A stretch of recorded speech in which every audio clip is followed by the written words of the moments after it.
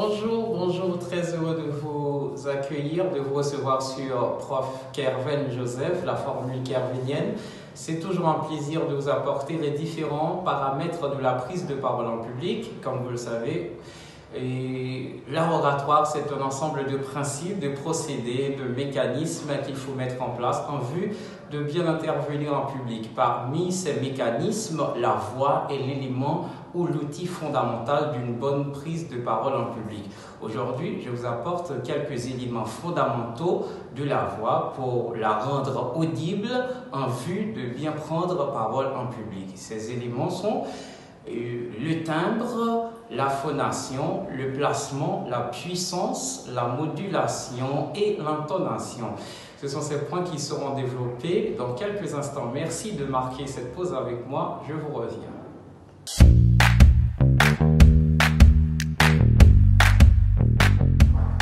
De retour après la pause, comme c'était annoncé, on va développer pour vous les différents paramètres d'une bonne voix en prise de parole en public.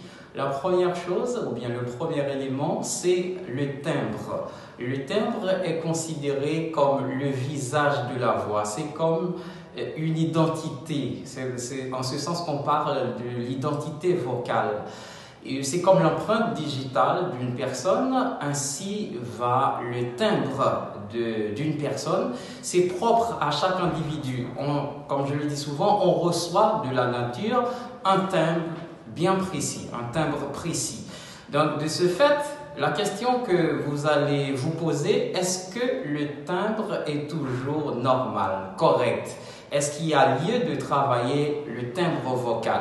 Donc, je vais vous dire brièvement que le timbre mérite d'être travaillé. Parce que là, parfois, on reçoit un timbre qui a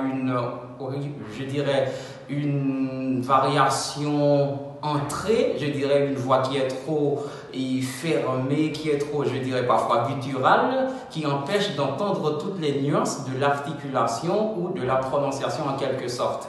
De ce fait, alors qu'il y a dans le timbre ce qu'on appelle la tessiture de la voix, et c'est l'élément, c'est le registre de la voix qui est plutôt normal, qui ne force pas les cordes vocales et qui ne fait pas que la voix devient un peu lassée, fatiguée à force de parler pendant longtemps. Donc c'est pour dire que la voix, c'est comme chez l'adulte qui reçoit un timbre de l'enfant. C'est-à-dire un grand garçon qui parle comme un gamin, un petit garçon. Donc ça, c'est un timbre, c'est son timbre. Il peut dire que c'est son timbre. Et je vais vous dire autre chose. D'habitude, à travailler la voix, quand on passe dans une séance de coaching vocal, on le rencontre souvent. Et dans les séances de coaching vocal, les gens disent qu'ils n'aiment pas leur voix. Ça arrive souvent. Mais la question, c'est de savoir qu'est-ce que vous faites, ou bien que faites-vous pour travailler, pour améliorer le timbre vocal. Donc ça renvoie à toute une séance de coaching, de formation et d'exercice d'application aussi pour arranger et améliorer la voix. Donc le timbre, c'est naturel, mais il mérite d'être travaillé, d'être amplifié pour avoir une voix, parce que la bonne voix, c'est la voix qui laisse entendre toutes les nuances de l'articulation. Ça, c'est l'élaboration relative au timbre vocal. Deuxièmement, le placement de la voix. Le placement, comment placer sa voix? Le placement de la voix, c'est le registre normal de la voix. C'est l'état normal où, lorsque vous êtes en train de parler, vous ne frappez pas trop fort les cordes vocales à tel point qu'il y ait déchirure ou qu'il y ait déformation dans la couleur de la voix. C'est-à-dire, la voix reste normale. Comme je suis en train de parler là, je n'ai pas en face de moi un public imposant, important. Donc, je parle à un niveau normal. Ça, c'est le placement qui se réfère à un autre thème qu'on appelle médium. C'est le médium de la voix, c'est-à-dire c'est le niveau normal où l'on parle d'habitude sans forcer les cordes vocales. Ensuite, on peut voir la phonation. La phonation, comme vous voyez dans la terminologie, phonation, phoné du grec qui signifie voix, son. Donc, parlant de la phonation, cela se réfère dans une langue comme le français, cela se réfère à la production du son, ou la production des sons, et qui pouvait se référer, quand on voit dans le domaine de la phonétique articulatoire, qui enseigne comment arranger les différents organes phonatoires à l'intérieur de l'appareil buccal en vue de bien produire un son dans une langue. Donc, parlant des sons, cela nous renvoie directement dans les voyelles et dans les consonnes, puisqu'en français, les sons se divisent en voyelles et en consonnes. Avec les voyelles, vous savez, avec les sons sortent de manière libre, parce que c'est ça déjà la différence. Quand il n'y a pas blocage, il n'y a pas eu obstruction à aucun moment ou à aucun endroit de la bouche, on dit qu'on a affaire à une voyelle. Donc c'est le son libéré, alors que dans les consonnes, il y a toujours un obstacle, soit par frottement ou par obstruction momentanément de l'air. Donc c'est ainsi la phonation, et c'est importante dans les éléments d'une bonne voix, parce que c'est là les nuances de l'articulation. C'est ce qui détermine aussi la bonne articulation, qui met en relief la diction aussi. Maintenant, on va entrer directement dans la puissance de la voix. En quoi consiste la puissance de la voix? La puissance, c'est le niveau sonore en fonction du public. C'est le niveau sonore, le volume de la voix en fonction du public, de la taille, je dirais, du public que vous avez en face de vous. Donc, tant que le public est imposant, important, cela demande un niveau sonore plus élevé de l'orateur, à tel point que l'orateur doit à coup sûr occuper tout l'espace ou bien toute la salle de présentation. Donc c'est ce qui détermine la puissance. Comme lorsque l'on a affaire à un public de petite taille, par exemple, et pas besoin de crier pour se faire entendre, d'autant que crier en public, parler fort ne veut pas dire crier en prise de parole en public, mais souvent des orateurs n'ont pas cette capacité de mesurer la salle. Ils sont face par exemple à un public de petite taille, et l'orateur parle tellement fort que l'on a l'impression que ça frappe très fort dans les tympans et ça dérange en quelque sorte. C'est trop agressive cette parole ou bien cette puissance. Et dans le cadre d'un public de petite taille. C'est pour cela que face à un public de petite taille, il faut parler de façon normale, avec un médium normal. Mais avec un public imposant, comme là où vous avez en face de vous 80, 100, 200 personnes, il faut dégager une certaine énergie venant du ventre, parce que c'est là la cuisine de l'énergie qu'il faut dégager par le biais de l'inspiration qui fait entrer l'air et qui donne de l'énergie. Ensuite, on expire pour produire et dégager l'énergie.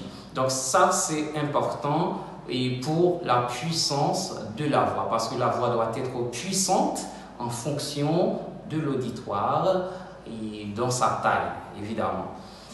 Et pour voir les deux autres paramètres importants dans la prise de parole en public, néanmoins, et en rapport avec la voix, il faut voir l'intonation et la modulation. Deux termes qui se ressemblent énormément, mais qui marquent des lignes de démarcation, de différence, et en quelque sorte. On voit la modulation et comme étant le niveau nuancé, le niveau nuancé de la voix, c'est le niveau varié entre grave, aigu, médium. Dans un certain sens, je peux l'expliquer ainsi. C'est-à-dire, c'est la hauteur du niveau sonore qui est variée entre grave, normal et aigu. Comme par exemple, bonjour à tous, bienvenue, je suis très heureux de vous accueillir ici dans le cadre de cette formation. Vous voyez, ça c'est quelqu'un qui varie, ça s'appelle modulation de la voix. Lorsque vous montez, et parfois, cela se voit même dans ce que l'on appelle le débit, c'est-à-dire la vitesse, le nombre de paroles produit en un temps de record, ou bien par minute, comme ça. C'est-à-dire, parfois on va un peu vite, un peu rapide, parfois on ralentit, parfois on monte le ton, parfois on descend. Ainsi s'explique la modulation de la voix. Bonjour, bonjour, très heureux de vous accueillir.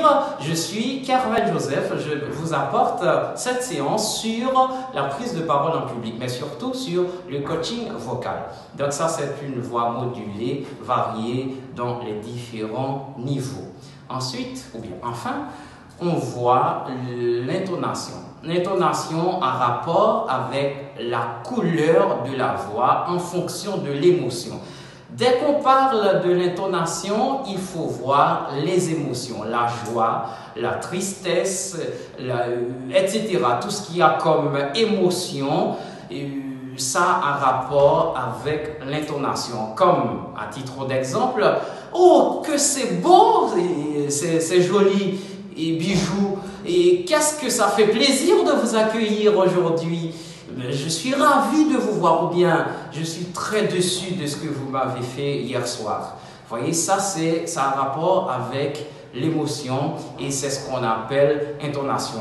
Dans la prochaine publication, je vais vous faire voir les nuances qui existent entre l'intonation, la monotonie, les différentes tonalités et comment varier et en quoi consiste surtout la monotonie. Est-ce que la monotonie, c'est seulement lorsque la personne parle sur un même niveau de fréquence, ou bien c'est quand le niveau ou bien les niveaux de fréquence aussi variés soit-il, restent un peu très monotones ou bien donnent les mêmes nuancés de temps en temps.